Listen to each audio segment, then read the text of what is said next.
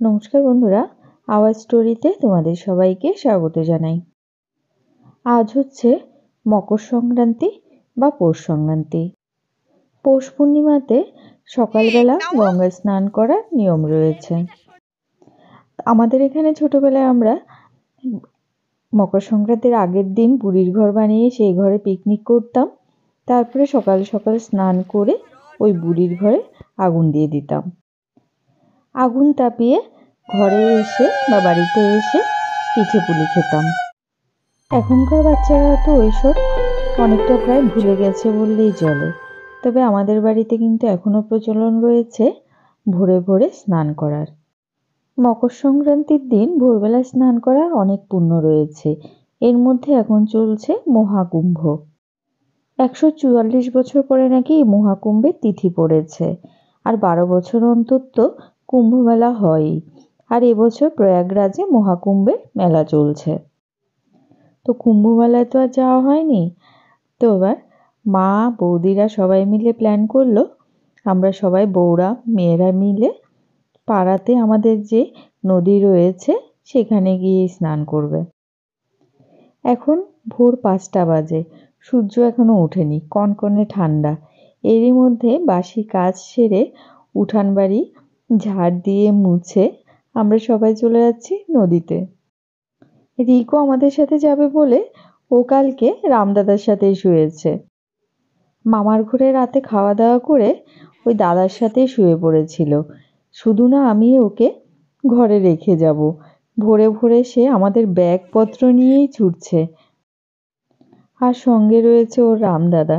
দুই ভাইতে মিলে দেখো আমাদের কাপড় জামা নিয়েই পথ দেখিয়ে চলছে। তো আমাদের এখানে জমির উপর দিয়ে একটা শর্টকাট রাস্তা রয়েছে নদীতে যাওয়ার। এই দিক দিয়ে নাকি একটুখানি জল বেশি রয়েছে, এখানেই ডুব দিয়ে স্নান করা যাবে। পিস্তল দাদার বউরাও আবার কালকে রাতে পিকনিক করেছিল। সেই রাত 1:30টা নাগাদ ওদের পিকনিকের বক্সের সাউন্ড শোনা গেছে। তাও ভোরে ভোরে স্নান করবে বলে আমাদের সাথে রওনা দিয়েছে। অন্যান্য দিন রিককে 8টা সাড়ে 8টার আগে ঘুম থেকে তোলাই যায় না ডাকতে ডাকতে। আর এখন নাক থেকে সর্দি পড়ছে, তাও নদী দেখবে বলে ভোর 5টার সময় ঘুম থেকে উঠে রওনা দিল। মা আসতে আবার বাড়ি থেকে গুরুদেবের ছবি, রাম ঠাকুরের ছবি, তারপরে গীতা, তুলসী পাতা, ফুল নিয়ে এসছে। কাকুমুনিরা তো নানা তীর্থস্থানে ঘুরেছে, তো সেখানকার জল নিয়ে এসেছিল। তো কাকিমুনিকে বললাম আমাদেরও একটুখানি জল দিয়ে দিও। তো কাকিমুনি ঝর্ণা মাসির হাত ধরে বোতলে করে নানা তীর্থের জল পাঠিয়ে দিয়েছে।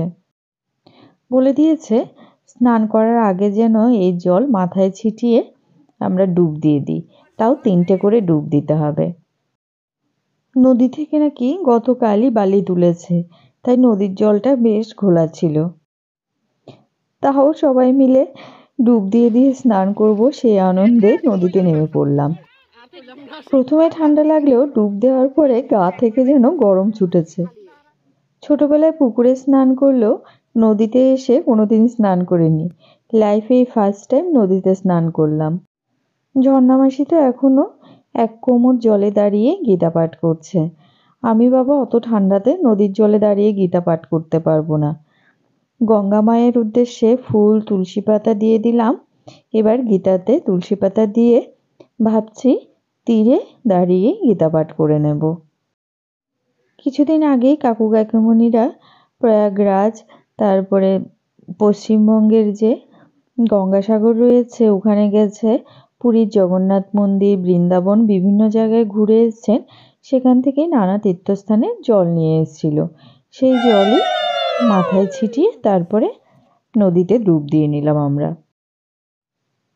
তো আমাদের সূর্য নমস্কার, গঙ্গা নমস্কার এবং গুরুদেবের উদ্দেশ্যে তুলসী পাতা দান করা হয়ে গেছে। এখন একটা গ্রুপ ছবি তুলে নিচ্ছি।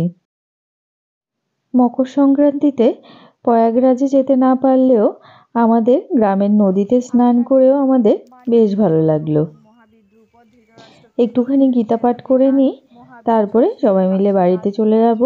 তারপরে আমাদের ঠাকুর বাড়িতে মানে রাধাকৃষ্ণ মন্দিরে একটুখানি প্রণাম করে তারপরে যে যার বাড়ি চলে যাব।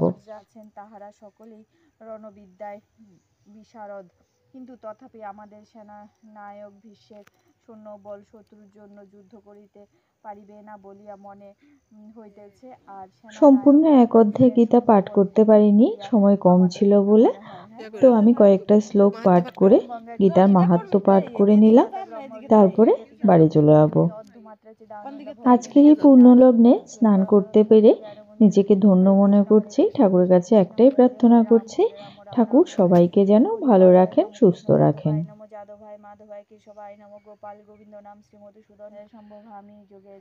আমাদের স্নান পুজো আচ্চা হয়ে গেছে, এবারে কীর্তন করতে করতে বাড়ির উদ্দেশ্যে রওনা দেব। মা আবার আসার সময় সাথে করে কর্তাল নিয়ে এসছে, তো ঝর্ণা মাসিকে বলছে চল কীর্তন করতে করতে বাড়ি চলে যাই।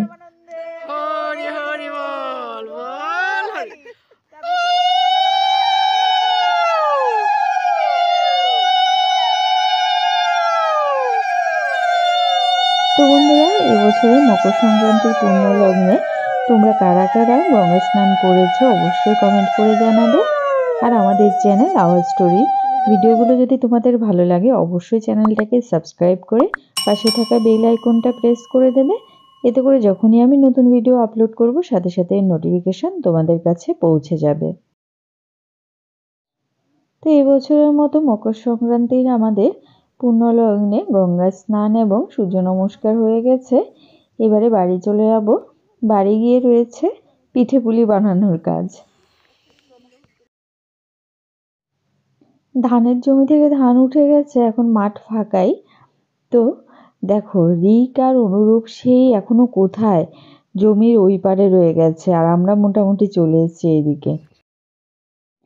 নদী মাঠঘাট দেখবে বলে যে ছেলে সকালে ঘুম থেকে ওঠে না, সে আজকে অন্ধকার থাকতে ঘুম থেকে উঠে গেল। মামার বাড়ির মজা ওর মতো করে আনন্দ করতে থাক। তো আমরা ঠাকুর মন্দিরের সামনে চলে আসলাম, এখানে একটুখানি প্রণাম করে যে যার বাড়ি চলে যাব। সবাই ভালো থেকো, সুস্থ থেকো। আজকের মতো ভিডিওটা এখানেই শেষ করছি। ভিডিওটা ভালো লাগলে লাইক, শেয়ার এবং কমেন্ট করতে কিন্তু একদম ভুলো না।